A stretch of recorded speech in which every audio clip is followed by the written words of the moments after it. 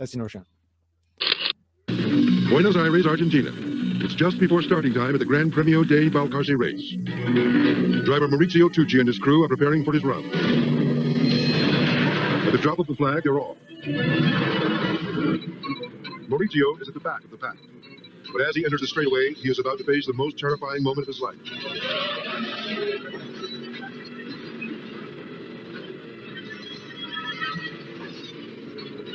Maurizio's car slams into the concrete barrier, catapulting him out of the window and hurling him through the air.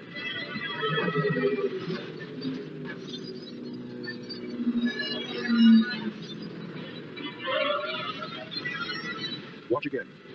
As the car rolls over, Maurizio flies out and slams against the racer. The impact knocked his helmet off his head. 50 feet down the track, Maurizio's body slams to the ground. Rescuers rush to the scene, expecting the worst. Among them is a friend who is filled with remorse. Earlier that morning, he gave Maurizio his last rites as a sick choke. But he could not have predicted that just a few hours later, his buddy would actually be fighting for his life. Maurizio is seriously injured with 14 broken bones, but by some miracle, he survives.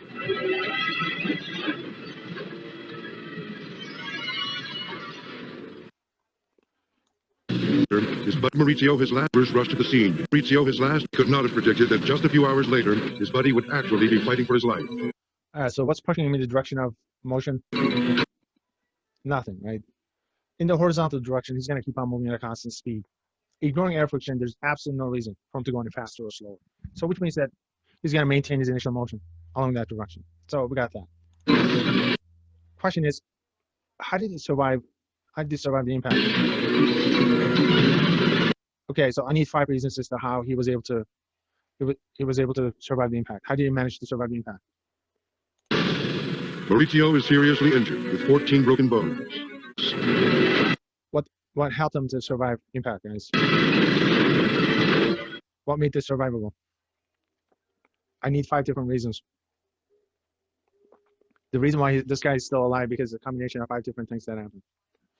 So what are the 5 things that helped him survive impact? Survive the impact. Does it have anything to do with that it was spread across multiple impacts, so he kind of bounced? Okay, I'll give you 5 points. I still want 5 reasons as to how he survived.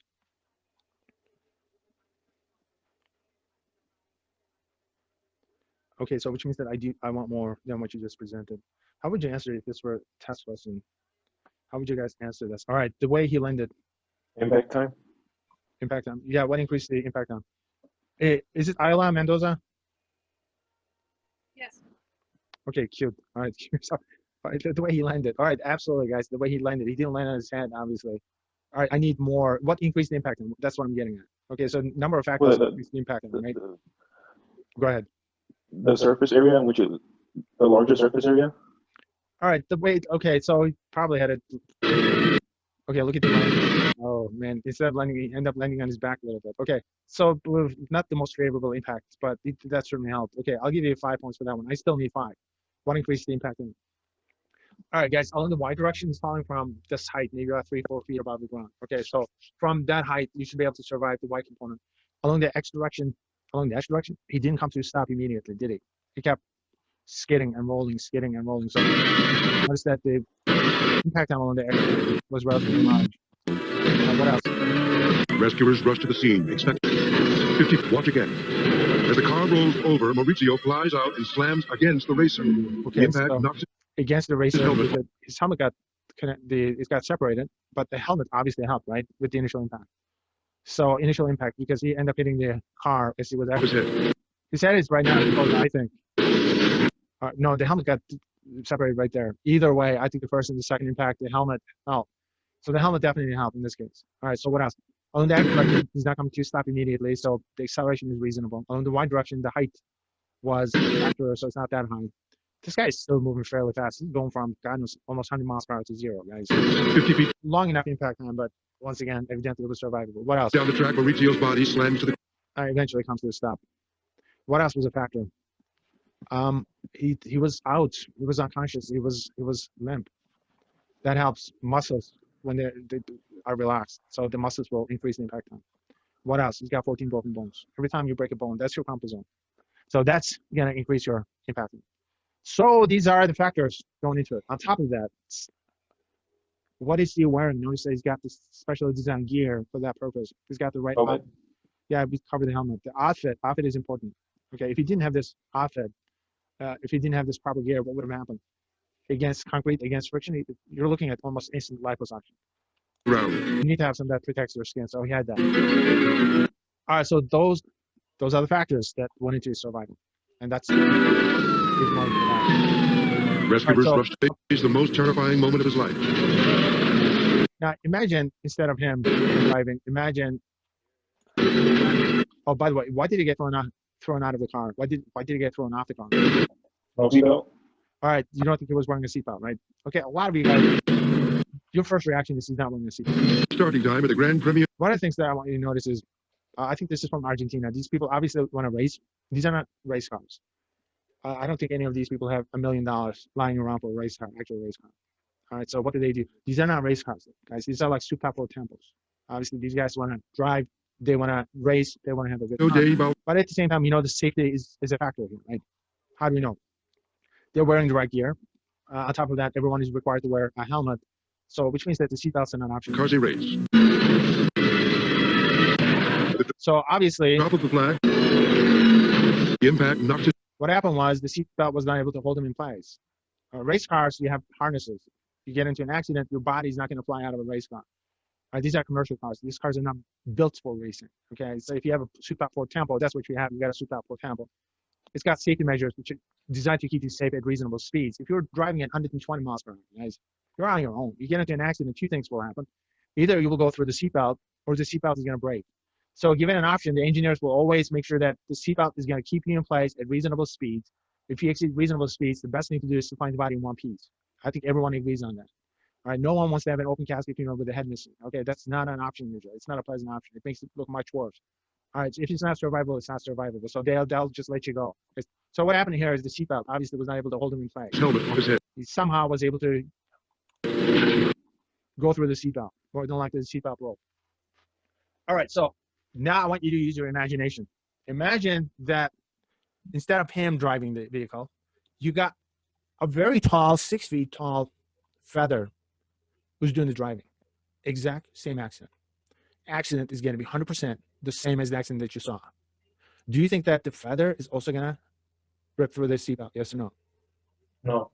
Okay, you said no immediately. Why did you say no? Okay, you don't think that the You said feather, right? I Feather. said feather, yeah, but I mean it's as tall as like 6 feet, so I think that's tall enough, right? The mass.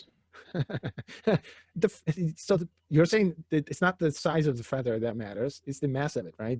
Yes. So you're thinking, wait a minute, the first guy ended up ripping through. Literally, he just ripped through the seatbelt. The feather is not going to be able to do that.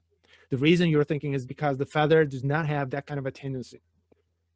And all of a sudden you go, oh, all of a sudden you make the connection that Newton made. Newton will say, driver is going to go through the seatbelt, but not the feather.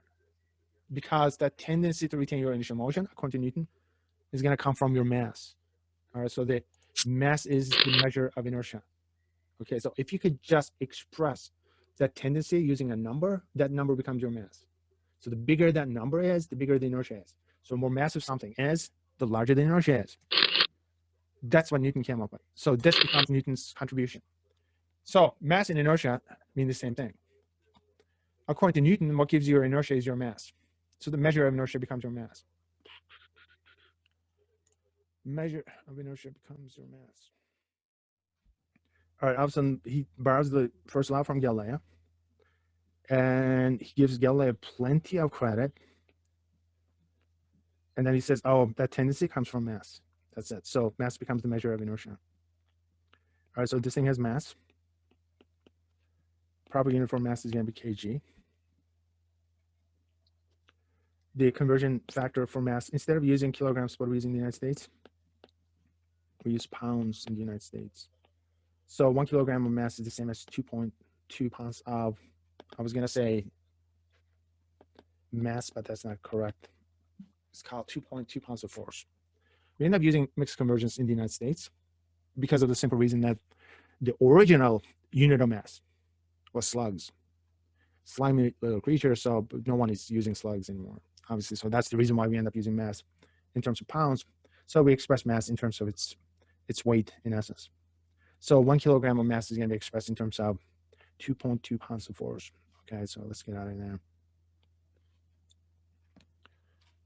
In return, this is going to cause a little bit of a confusion, so I'm going to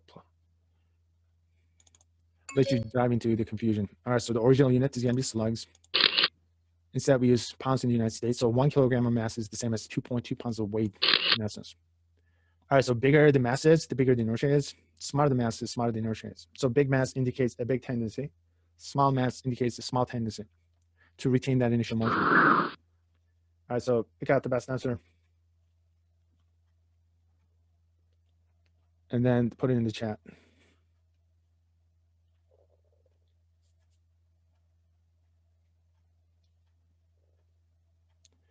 All right, so the amount of inertia that it contains is the best answer, so I'll give you a 1,000 points for that one.